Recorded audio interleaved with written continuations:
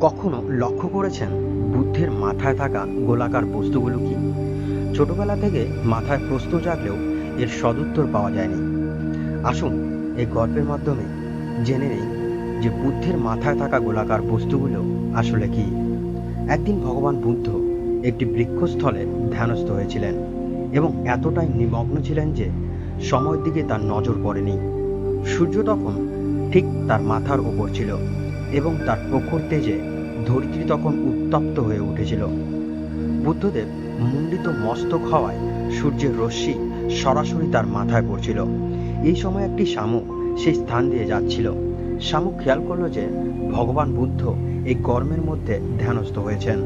শামুক ভাবল মাথায় এত রোদ পড়ায় মনসংযোগ বিঘ্নিত হয়ে খুব শীঘ্রই বুদ্ধের ধ্যান ভগ্ন হয়ে যাবে। আর দ্বিতীয়বার না ভেবেই শামুক সোজা বুদ্ধের মাথায় উঠে পড়ল।